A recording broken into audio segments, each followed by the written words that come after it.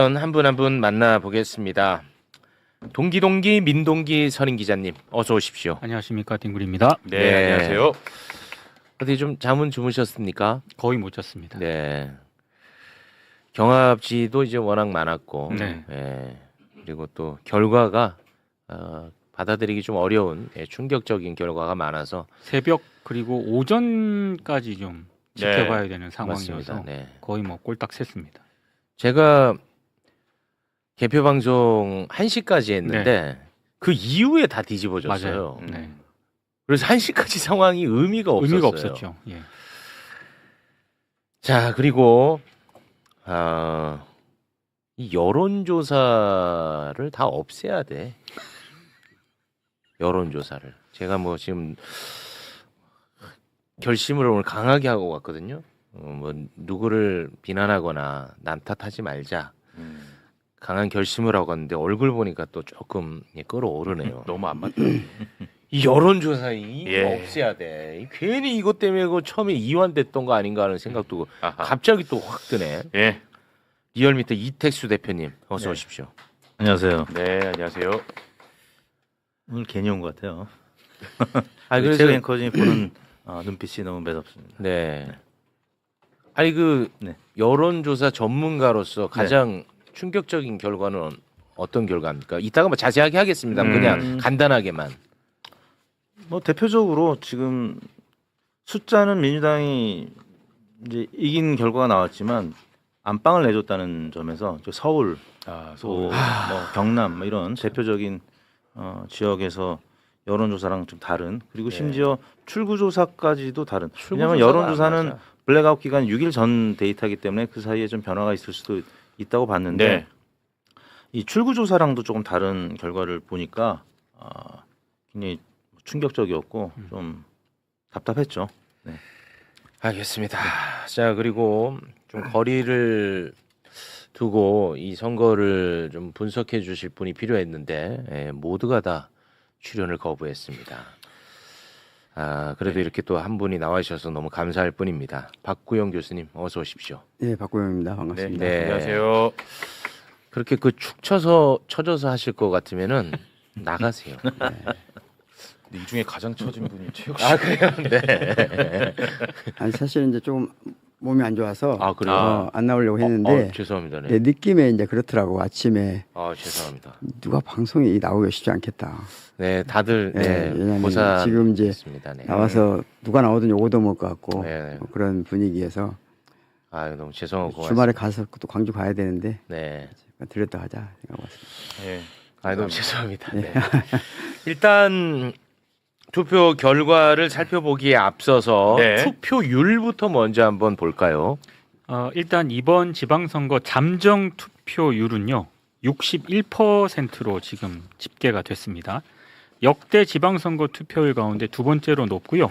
2022년도 지방선거와 비교했을 때 10.1%포인트 높은 그런 수치입니다. 네. 그리고 투표율이 가장 높은 지역은 일단 뭐 요거를 구분하는 것도 있고 통합하는 것도 있는데 전남이 65.7. 네. 근데 지금 어떤 곳은 또 전남 광주를 또 통합해서 발표도 하거든요. 근데 전남이 65.7로 가장 높았고 그다음에 강원, 경남, 대구, 울산 등은 그런 순이었고요. 가장 낮은 곳은 광주, 제주, 인천, 경기 이런 순으로 좀 나타났습니다. 네. 네. 투표율이 높았는데 결과가 제가 생각할 때는 굉장히 네. 좋지 않은 결과가 나와서 정서적으로는 조금 더 저는 힘들거든요. 네. 이 투표율을 어떻게 보고 계세요? 그러니까 사전 투표가 증가했다라고 말씀을 드렸는데 그 모습을 보고 보수층에서도 좀 긴장했나 그때, 보군요. 사실 더 많이 나온 겁니다. 그래서 사전 투표 증가율을 보고 조금 진보층이 좀 이완된, 그리고 블랙아웃 기간 전에 발표된 조사 결과들이 뭐 다소 여유가 있었기 때문에, 물론 이제 그 전주에 서울 같은 경우는 붙는 조사들도 있었어요. 근데 네. 뭐 사실 진보 진영에서는 애써 좀 부인하고 싶은 부분도 약간 좀 있었죠. 그랬던 것 같아요. 이제 네. 지금 결과를 놓고 이제 과거를 돌이켜 보니까 그런 네. 측면이 있었던 것 같아요. 그렇죠. 그래서 이제 엄밀히 말하면 지난 대선 때 이재명 후보가 47.13%를 서울에서 득표했는데 이번에 정원 후보가 48.13%, 딱 1%포인트 더 증가한 하긴 했습니다. 네. 그런데 진보 진영 보수 진영을 합쳐서 보면 이재명 후보하고 당시 권영국 후보의 합이 49.16% 48.4%였고 네. 이번에 권영 후보랑 정원 후보를 합치면 49.16% 살짝 증가했어요. 0.76% 포인트 증가했는데 네. 그리고 이제 보수 진영은 당시 김문수 이준석 후보의 합이 51.69%였는데 이번에 49.97%로 1.72%가 줄어들었는데도 불구하고 당시에 이준석 후보가 많이 점유했기 때문에 네. 김문수 후보가 좀 약세였는데 이번에는 예.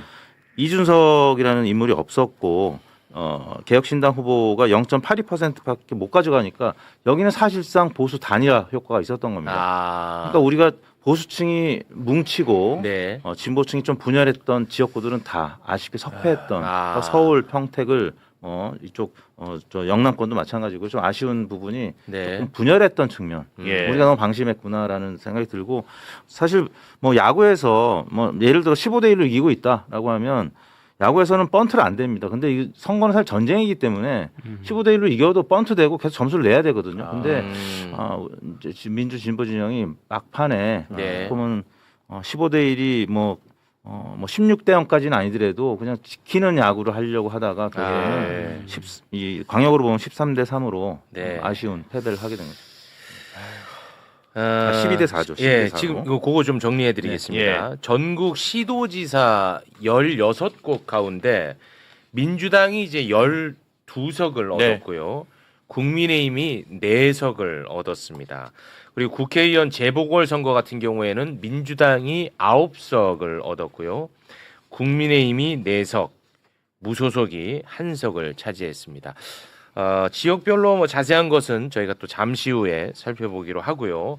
일단 이 결과를 놓고 민주당과 국민의힘은 각각 어떻게 평가를 하고 있는지 잠깐 좀 보고 오도록 하겠습니다. 먼저 정청래 민주당 대표는 아쉽지만 승리했다고 자평을 했거든요. 영상으로 보고 오겠습니다. 전국적으로 더불어민주당에 큰 승리를 안겨주신 국민 여러분들께 깊이 감사드립니다. 다만 서울을 탈환하지 못해 아픕니다. 6.3 지방선거도 일 잘하는 이재명 정부를 응원해 주시고 더불어민주당의 손을 들어주셨습니다. 대한민국 주권자 국민들께 깊이 감사드립니다. 더 좋은 민주당, 더 큰 민주당이 되는 성찰의 길에 귀한 자양분으로 삼겠습니다.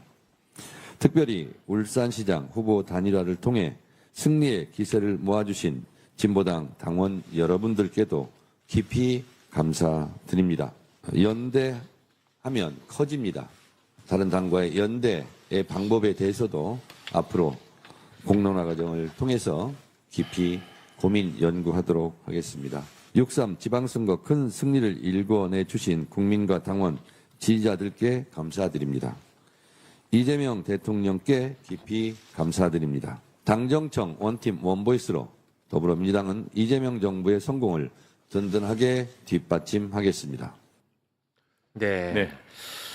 아쉽지만 승리했다고 자평을 했고요. 연대를 좀 강조를 했습니다. 그리고 국민의힘 장동혁 같은 경우는 희망이 생겼다라는 입장을 페북에다 남겼죠. 네, SNS에 글을 올렸는데요. 아쉬운 선거 결과입니다. 모든 상황이 어려웠던 이번 선거였지만 우리는 희망의 불씨를 지켜냈습니다. 오만하고 무도한 이재명과 민주당에 맞서서 국민의 삶을 지키고 대한민국을 지키라는 국민의 명령일 것입니다. 저에게 주어진 막중한 책임을 외면하지 않고 당원들과 함께 우리가 나아갈 새 길을 찾겠습니다. 국민 여러분 함께 싸워주십시오.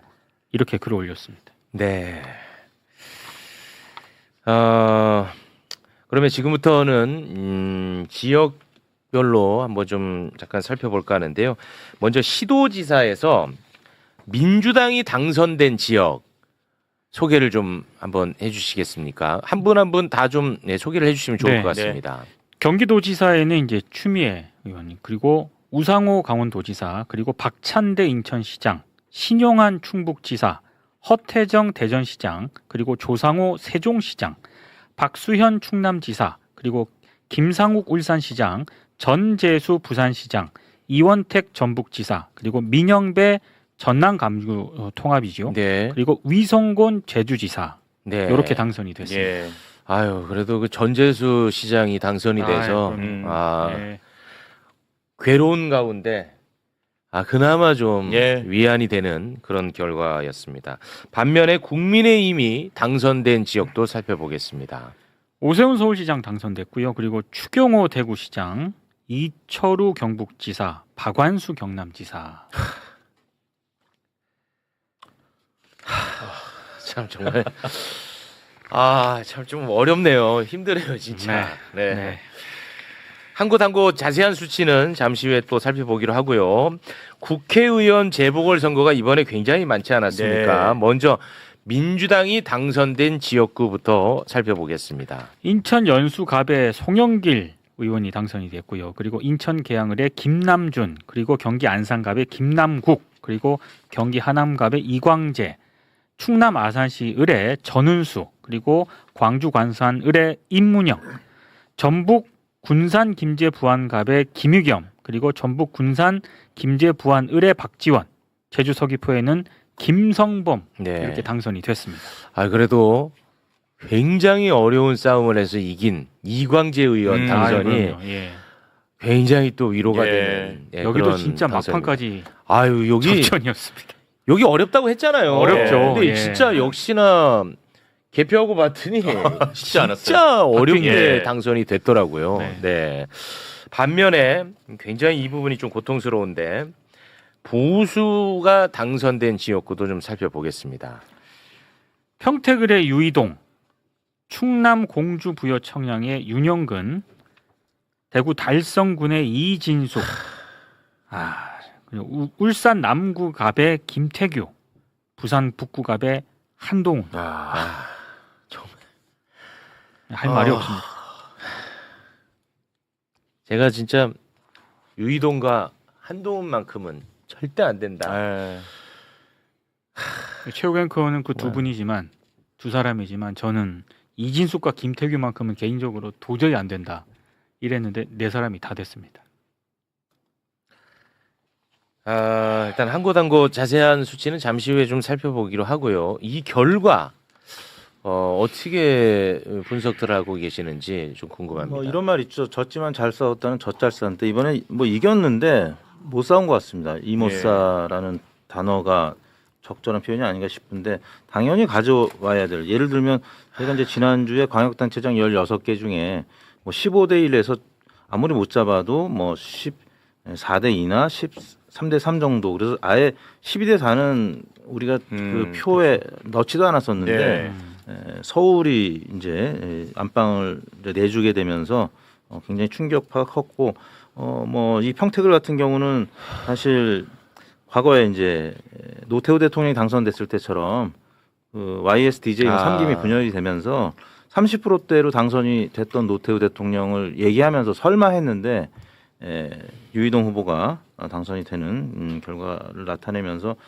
사실 이 뭐 정치가 굉장히 앞으로 뭐 계속 발전을 해 나가겠지만 이게 우리가 원하는 만큼 속도를 내지는 못한다라는 거고 이재명 대통령도 2020년도에 우리가 당선될 거라고 생각을 했는데 5년이나 또 늦게 당선되면서 또 뭐 지금 너무 잘하고 계시지만 또 민심이 천심이고 천심의 때가 있는 거겠지만 막상 우리 유권자들이 받은 충격파는 굉장히 클 거고 또 4년을 또 기다려야 되니까 많이 좀 힘겨우실 것 같은데 뭐 그 노래도 있고 또 어떤 그 작품도 이 쇼 머스트 고온이라는 작품이 있거든요. 네. 쇼는 계속되어야 한다. 우리 민주 진보 진영에서 이번에 그냥 전쟁 딱 끝내고 그냥 좀 편안한 뭐 4년 보내려고 혹은 뭐 다음 총선까지 2년을 보내려고 생각했던 것 같은데 역시 전쟁은 쉽게 끝나지 않는다라는 거죠. 네. 참 뼈 아픕니다. 예, 그리고 개인적으로도 좀 많이 죄송하기도 하고 너무 좀 가슴이 아픕니다. 우리 교수님은 어떻게 보고 계십니까? 글쎄 이제 그 정치에 관한 여러 철학들이 있는데요. 그 중에서 이제 그 가장 고전적인 정치에 관한 이해 중에 하나가 칼 슈미트라는 사람이 적과 동지의 싸움이다. 그래서 이게 기본적으로는 자기 편, 남의 편 나눠서 싸우기 때문에 그 안에서 여러 가지 논란이 있지만 어쨌든 그 싸움으로 벗어나지 않는다. 그러니까 그런데 이제 어떤 경향이 있냐면 우리는 이러이런 시대적 관점에서 봤을 때 그래도 이번에는 이런 정도 되지 않을까라는 기대가 네, 있잖아요. 그렇습니다. 그런데 최근 미국에서 2000년대 이후에 연구된 것들을 쭉 종합해 보면 어떤 거 있냐면은 그 정치적 정체성이 서로 교차하지 않는다는 거예요. 이게 무슨 말이냐면 메가 정체성이라고 하는 건데 예를 들어서 내가 지역 또는 뭐 경제적 상황 이런 여러 가지 성별 인종별 여러 가지 상황 때문에 상황이 있어서 비교적 나는 좌파고 나는 비교적 우파다 이렇게 하지만 언제든지 교차될 수 있다 이런 사람들이 꽤 많았었는데 예. 최근에는 그런 적과 동지의 이 이분법적 싸움이 이 OECD 국가에서 강화되면서 그런 교차적 정체성이 사라졌다는 거예요. 그러니까 내가 아무리 우리 편이 잘못했어도 내가 아무리 우리 편이 잘못됐다는 생각이 있어도 정서적으로 남의 편으로 가지 않는다는 거예요. 네. 그게 이제 메가 정체성이라고 하는 건데 네. 그래서 저는 이번 선거가 어제 밤에 어떤 생각이 들었냐면 아침에 새벽에 어떤 생각이 들었냐면 결국 우리가 사실은 지난 한 2달 정도에 봤던 여론조사보다 그 전에 최근에 있었던 선거 결과를 가지고 분석해 보면 오히려 더 설명이 쉽지 않는가? 라는 생각이 들었어요. 그만큼 우리도 지난 한 20년 동안 특히 제가 보기에는 이제 박근혜 탄핵 이후로 네. 그 정체성이 메가 정체성으로 교차 정체성이 아니라 메가 정체성으로 강화되면서 이번에 특히 이제 우파들의 경우 보수적인 경우에 우리가 생각하는 체면이 있으면 투표장에 안 나오거나 가만히 있어야 될 것 같다는 생각하잖아요. 그러니까요. 근데 그렇게 안 된다는 거예요. 와. 그렇게 안 되고 그런 건 다 머릿속에 내란에 대한 책임의식이라든가 내란이 아니라 우리 편이 다 죽는다. 그리고 뭔가 응징을 해야 된다. 말로는 견제라고 하지만 실제는 응징하려고 하거든요. 거꾸로. 예. 그런 것들이 강화되는 데 반해서 저희들이 좀 민주 진보 진영이 저희가 너무 빨리 캠페인을 터뜨려진 거 아닌가? 그래서 우리가 너무 많이 승리할 거라고 생각하고 내부에서 우리 사이에서 금이 빨리 그어진 거 아닌가? 그리고 우리 사이에서 우리 스스로가 정체성의 혼란을 겪은 거 아닌가? 이 두 가지라고 생각해요. 그러니까 가장 크게는 우리 내부에 금이 그어진 것하고 우리 안에서 정체성의 혼란을 겪을 만큼의 사건들이 벌어진 것 이런 것들 때문에 우리는 메가 정체성을 획득하지 못했다. 즉 하나로 뭉쳐서 같이 싸우지 못했다. 네. 이런 아쉬움이 있습니다. 근데 보면서 진짜 이 민주 진보 진영의 정치는 참 어렵다. 소위 말하는 보수는 사실 뭔 짓을 해도 기분값이라는 게 존재해요. 예. 그 참 그래서 이게 엄청나게 어려운 싸움인 것 같아요. 좀 시간이 지나면 세상이 좀 진보적으로 바뀌지 않을까. 왜냐하면 저희 때는 이제 60대 이상은 보수고 30, 40대 진보고 20대는 당연히 진보로 커 올라오고 있고 근데 예. 이제 386 세대가 50대, 60대가 되고 40대도 이제 뭐 진보 세대로 분류가 되고 있는데 이번 출구조사 서울시장 결과를 보면은 20, 30대는 완전히 보수인 게 또 확인이 됐거든요. 네. 그러니까 세상은 진보만 하는 게 아니라 또 때로는 이보 전진, 뭐 일보 후퇴, 뭐 이런 모습이 계속 반복이 되고 네, 있고. 지금 이거 보면은 뭐 이게 이제 뭐 확실하다고는 볼 수 없습니다만 예. 그래도 우리가 지금 확인할 수 있는 데이터가 이거밖에 없으니까요. 보면은 20, 30대가 와, 차이가 예, 오세훈 후보를 굉장히 많이 예. 선택을 했습니다. 저는 그리고 또 굉장히 개인적으로 놀랬던 게 40대가 오세훈을 엄청 많이 선택을 했더라고요. 그렇습니다. 그리고 지난 제 8회 지방선거 때 2018년도 때 제 7회였군요. 그때 서초고만 기초단체장 국민의힘이 가져갔었는데 이번에는 무려 9개나 가져갔어요. 그러니까 네. 이제 부동산 문제, 그러니까 이념 문제에 앞서서 자기의 개인의 자산의 문제, 실리의 문제 이런 부분과 관련해서는 뭐 이런 계층을 떠나서 굉장히 또 다른 시각으로 접근하는 우리 유권자들의 모습을 볼 때 네. 우리 민주 진보 진영에서 특히 이런 자산의 문제, 그다음에 연령대와의 이 소통 문제, 20, 30대가 답답하다고 소통을 안 하면 안 되고 굉장히 오랜 시간이 걸리더라도 네. 또 설득하고 소통하는 시간이 필요하다라는 거죠. 네. 뭐 이유야 뭐 만들기 나름이고 붙이기 나름이고 어마어마하게 많겠지만 네. 제가 이제 개인적으로 좀 느꼈던 건 어제 제가 개표 방송을 예. 국민의힘 패널들과 함께 하지 않았습니까? 근데 그분들이 가장 신날 때가 평택을 그리고 전북도지사 얘기할 때 너무너무 신나하더라고. 어. 그러니까 그 지역구를 얘기할 때 신난다는 것은 요 지역구에서 소위 민주진보 진영이 완전히 분화한다고 받아들이고 있더라고요. 예. 그래서 그 얘기할 때는 굉장히 신나요. 네. 너무 흥분되고 신나더라고, 설레고. 그래서 뭐 여러 가지 뭐 분석이 나올 수 있겠지만 이분이 저는 굉장히 좀 뼈 아프게 느껴졌습니다. 그러니까 지금 이번에가 9회 지방선거거든요. 네. 9차 전국 동시 지방선거인데 가장 똑같은 싱크로율 같은 게 7회예요. 그 당시 문재인 대통령이 당선되고 나서 박근혜 탄핵, 문재인 대통령 당선 그리고 1년 뒤에 치러진 선거였거든요. 네. 똑같았는데 제가 지난번에 잠깐 말씀드렸는데 저희가 왜 이걸 주목하지 않는지 모르겠다. 당시에 그 민주당과 국민의힘 간에 그 정당 지지율이 그 당시에는 민주당은 똑같아요. 근데 국민의힘 그 당시 15% 넘지 못해요, 거의. 근데 이번엔 대부분 조사에 35% 가까이 되거든요. 네. 이 큰 변화를 너무 무시하는 것 같다. 우리가. 그러니까 지금 상대편들은 우리가 생각하는 것처럼 반성하고 뭔가 핑계거리를 찾고 이런 게 아니고 오히려 똘똘 뭉쳐서 우리를 응징할 준비를 하고 있다. 맞습니다. 네. 그렇게 35% 되는데 그 35%의 가장 큰 변화 중에 하나가 뭐냐면은 또 하나가 뭐냐면은 청년층이에요. 그 전에 없었던 현상이거든요. 청년층이 여기에 대거 개입돼 있다는 거거든요. 네. 그러면 이것에 맞게 우리가 뭔가 전략도 세웠어야 되는데 좀 그 부분에서 너무 쉽게 생각한 거 아닌가? 혹시 우리가 또 하나는 가장 크게는 뭐냐면요. 그러니까 저들은 특이할 정도로 죽고 살고 싸우는 것처럼 보이지만 이익이 맞으면 언제든지 합치거든요. 우리는 그게 잘 안 돼요. 우리는 그게 잘 안 되는 경향이 있고 어느 순간은 이제 정서를 건드리면 안 되는데 싸우더라도 서로 이해관계 때문에 또 이성적으로 싸우는 건 괜찮아요. 저는 건강하다 보거든요. 근데 네. 서로의 감정을 훼손시키는 방식으로 싸우거든요. 이건 저희가 보기엔 선거에는 가장 최악의 것이라고 생각해요. 네. 우리가 그 부분에서 조금 내부의 금이 그서진 것이 문제가 아니고 그 금의 정서적인 것이 너무 강했다라는 생각이 듭니다. 근데 조금 디테일하게 좀 볼 필요는 있는 것 같습니다. 네. 이를테면 아직 집계 이게 연령대별 투표 성향이라든가 이런 것도 나중에 집계가 되지 않습니까?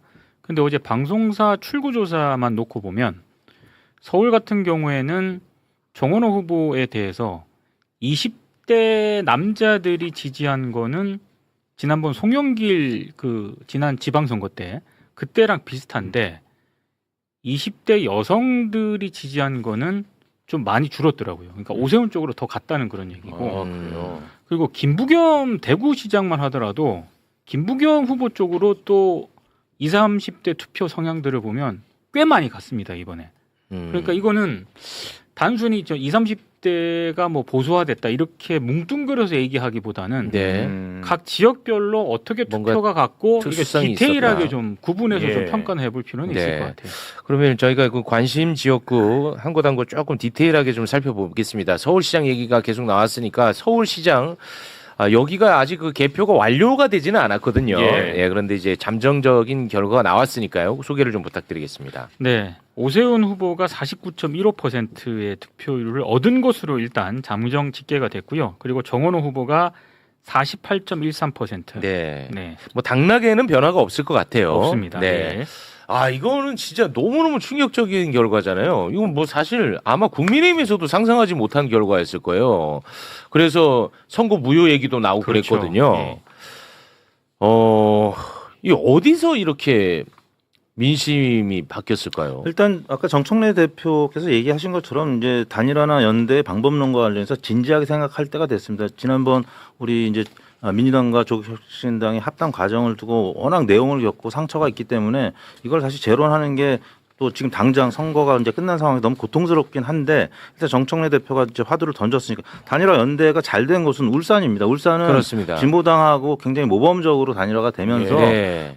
굉장히 어려운 지역이지만 김상욱 후보가 됐고요. 다만 서울 같은 경우는 또 정의당은 사실 진보당하고는 조금 결이 다르게 내부적으로 뭐 TV 토론도 열심히 하고 했고 또 정책과 관련해서 여러 가지 또 모범 사례를 제공해 주는 건 있는데 이 단일화 연대의 이 시너지 이 논의에 있어서는 좀 완전 배제가 돼 있었거든요. 그래서 뭐 정의당이라든지 아니면 그 외에 뭐 기본소득당이라든지 여러 진보당도 있고 계속적으로 앞으로 총선을 앞두고 그다음 대선을 앞두고 이거는 굉장히 진지한 논의를 할 필요가 있다. 왜냐하면 서울은 아까도 말씀드렸지만 지난 대선 때 김문수, 이준석 두 후보의 합이 51.7%였었어요. 굉장히 척박한 곳입니다. 근데 우리가 그동안에 계엄도 끝났고 이재명 대통령이 당선됐고 대통령 국정수행 평가가 뭐 60% 중반 70% 가니까 이제 회고적 투표가 아니라 전망적 투표 아무래도 이재명 대통령한테 힘을 실어주는 이게 있을 거라고 기대하고 한 50% 정도는 득표하지 않겠느냐라고 했는데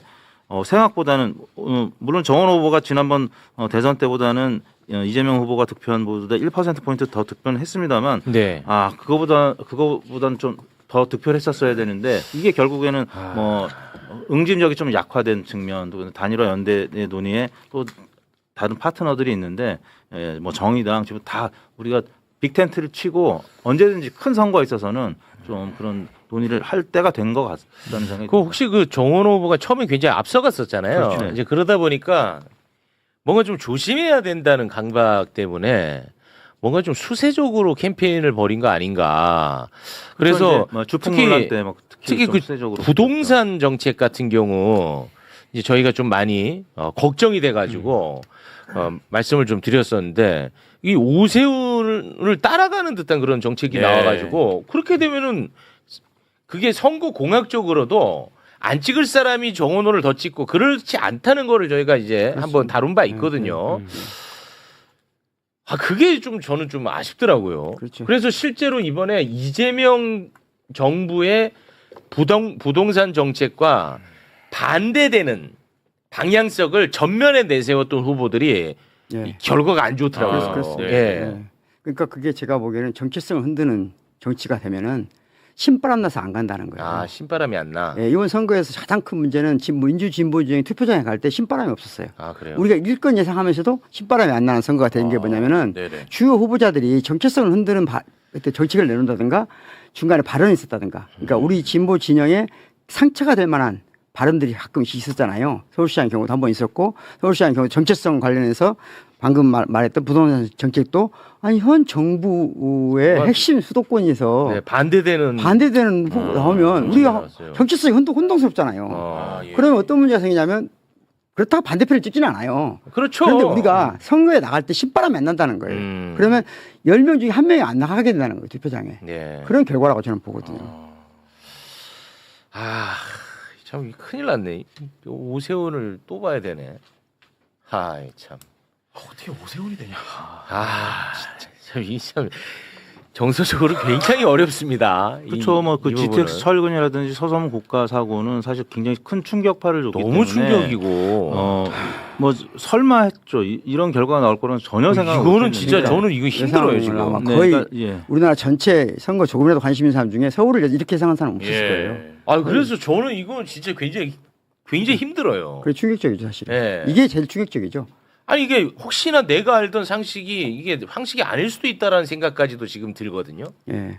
근데 제가 이제 최근에 그러니까 이명박 정부에서부터 시작해서 서울시장을 쭉 했던 사람들의 그 도시정책 관련된 비교 연구 관련된 책을 봤거든요. 책을 보니까 내가 생각하는 진보와 보수의 프레임이 명확하게 그러니까 선하게 프레임이 아니고 나름대로 보통 사람들이 보면 서로 다른 프레임으로 대결하고 있구나라는 느낌을 준 게 뭐냐면요. 가장 쉽게는 그런 거예요. 이명박 오세훈은 서울을 하나의 좋은 상품으로 만들겠다. 네. 잘 팔리는 상품으로 만들겠다. 그래서 디자인을 잘하겠다. 한강을 잘 바꿔서 팔겠다. 이런 식의 프레임으로 우리 같은 사람 설득하지 못하지만 자기 진영 사람들은 굉장히 설득돼 있더라고요. 그래요? 반면에 우리 진영은 대체적으로 예전에 모든 사람이 같이 잘 사는 도시, 모든 사람이 예전 것도 허술한 것도 잘 지켜나가는 정치 이런 걸 꾸몄거든요. 이게 사실은 우리 진영 내부에서 잘 몰라요. 좀 어렵지. 어렵다 보니까. 느끼기가 어려워. 어렵다 보니까 잘 모르니까 훨씬 더 그 전략적으로 그걸 접근을 많이 했었어야 되거든요. 네. 그런데 우리 진영을 서울시는 왜 우리가 해야 돼? 라고 하는 것에 대해서 정치적인 이유만 있었지 삶 속에서 삶으로서 정치 속에 우리가 약했다고 저는 보는 측면이에요. 최근에 그 책을 보면서 그런 걸 많이 느꼈습니다. 그래서 그러다 보니까 이 정원호 후보가 내놓은 부동산 정책이 대혼란인 거예요, 이게. 이게 그러면 이게 우리 쪽에는 안 나오는 될 정책이거든요. 네.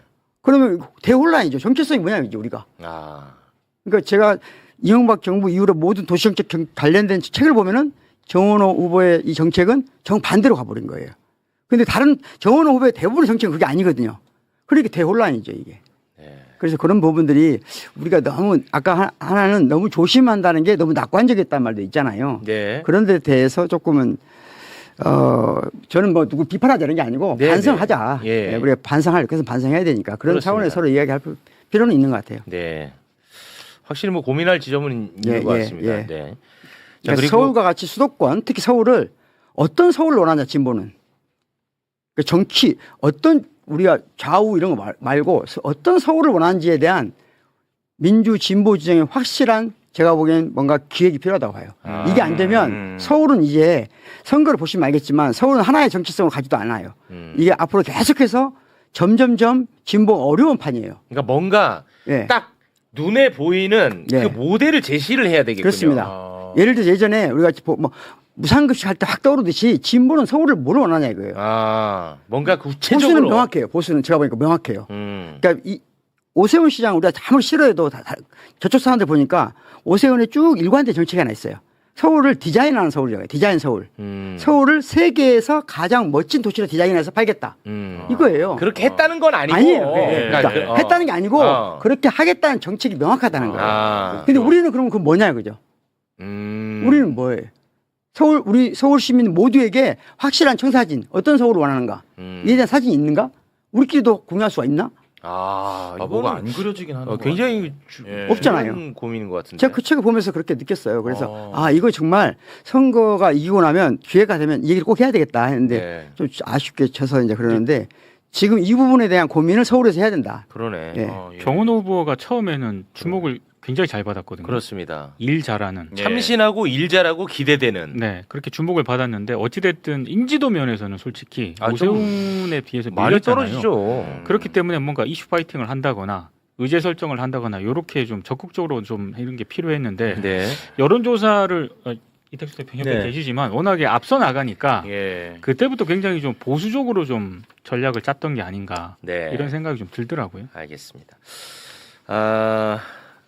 또 이제 기다리고 계시는 분들도 계시니까 부산까지만 좀 한번 같이 살펴보도록 하겠습니다.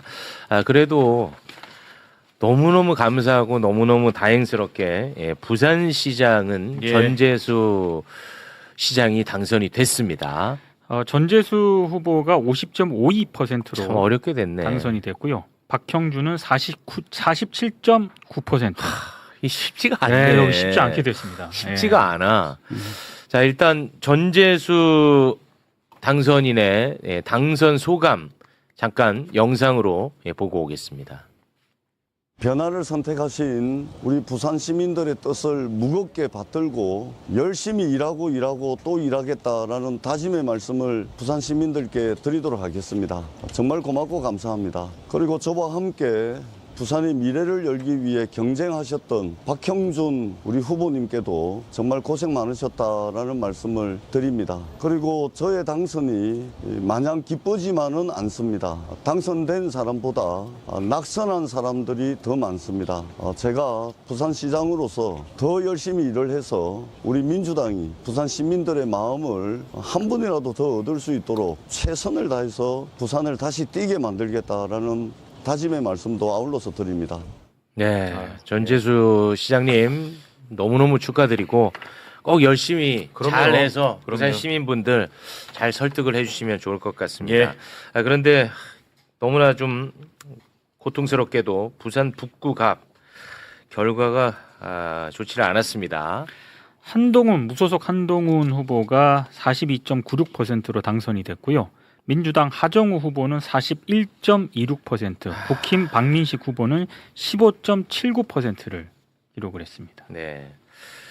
또 저희가 선거 한 번 하고 뭐 끝내는 게 아니기 때문에 그렇죠. 이 아픔을 좀 기억을 같이 했으면 하는 바람에서 하정우 후보의 패배 인정 인터뷰 영상을 준비를 했습니다. 함께 보겠습니다. 먼저 이번 보궐선거 결과를 겸허하게 받아들이겠습니다. 정말 열과 성을 다해서 지지해주신 저희 지지자 분들께 감사 말씀 드리고 싶습니다. 그리고 또 승리하신 한동훈 후보께도 축하 말씀 전해드리고 싶습니다. 저는 오늘 비록 승리하지 못했지만 우리 북구는 계속 발전해야 된다고 생각합니다. 그래서 제가 약속드렸던 여러 가지 것들 어느 자리에서도 그 약속 지키기 위해서 최선을 다하겠습니다. 다시 한번 지지해주신 분들께 감사 말씀드립니다. 네, 하정우 후보 고생 많이 했습니다. 자, 그 시장은 됐는데 북구 갑이 안 됐어요. 요건 어떻게 봐야 될까요? 부산 북갑은 사실 뭐 하정우 후보도 잘 하긴 했습니다만 한동훈 후보의 오프라인 또 온라인 그 특히 이제 여론조사 관련된 캠페인의 그 전략 전술이 굉장히 열심히였고 또 잘했다고 평가를 해야 될 것 같습니다. 네. 일단 오프라인에서의 그 밴드웨건 효과, 이 전국 각지에 이 팬클럽 아주머니들이 오셔가지고 네.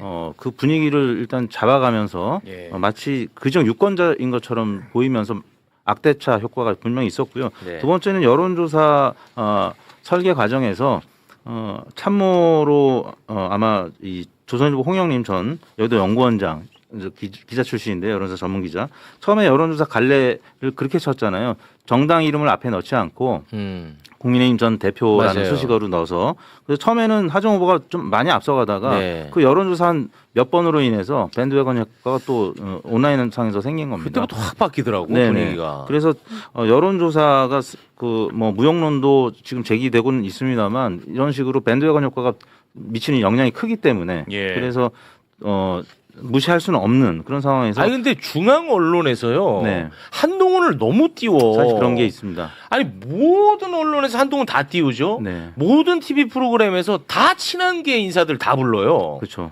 아니 이거 너무 이게 좀 불공정해. 그리고 보수 논객들 뭐 보수 논객이 네, 아니에요. 뭐 다 친한계예요, 그렇죠. 그냥. 조갑재, 뭐 정규재 이런 분들도 뭐 한동훈 대권 주자로서 막 띄워주는 부분도 있었고 그래서 하정 후보가 굉장히 불리한 상황에서 선거를 치른 겁니다. 그러니까 중앙에서 지원을 엄청 많이 받았어요. 네, 한동훈 그렇습니다. 후보가 중앙 지원을. 네. 그래도 아. 한 가지 또 재밌다고 얘기하는 게 적절하지 않은 것 같고 좀 주목해야 할 포인트가 부산시장은 전재수 후보가 됐지 않습니까? 네. 그리고 부산 북구 갑 보궐선거는 한동훈이 됐는데 부산 북구청장은 또 민주당 정명희 후보가 됐어요. 굉장히 그 전략 투표, 선택 투표를 한 거네. 그러니까 어쩌게 보면 진짜 전략 투표, 선택 투표, 교차 투표가 와, 벌어진 참 건데 민심은 무섭습니다. 예, 이걸 어떻게 해석을 해야 되는가? 예. 그만큼 발품을 더 팔아주기를 이쪽 유권자들은 바라는 거죠. 뭔가- 아까 우리 하정 후보가 2년 후에 또 그러니까 앞으로 계속 이쪽 지역을 위해서 노력하겠다고 아, 얘기를 예. 했으니까 네.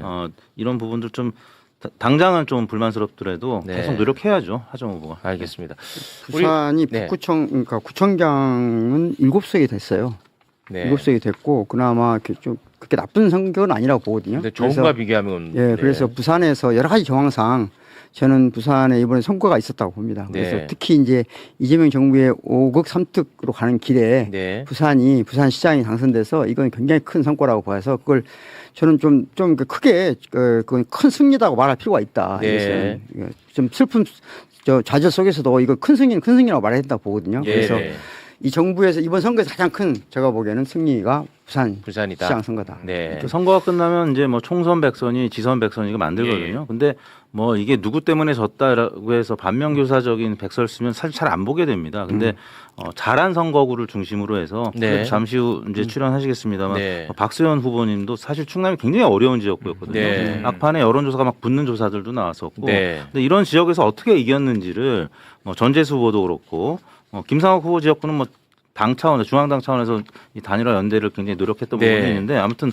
그런 긍정적인 차원에서의 잘했던 부분들을 네. 백서에 써서 예. 못했던 부분들을 조금 네. 고쳐나가는 이런 부분이 좀 필요하지 않을까 싶습니다. 알겠습니다. 교수님과는 여기서 저희가 네. 좀 인사를 나누고요. 저희 또 분위기 전환 차원에서 당선되신 분들 예, 또 예. 한번 만나도록 하겠습니다. 오늘 고맙습니다. 건강도 안 좋은데 나오셔서 네. 너무 감사하고 감사합니다. 네. 오늘 좀 감동적이었습니다 개인적으로 그리고 큰 위로가 됐습니다. 네. 박구영 교수님 고맙습니다. 고맙습니다. 감사합니다. 고맙습니다.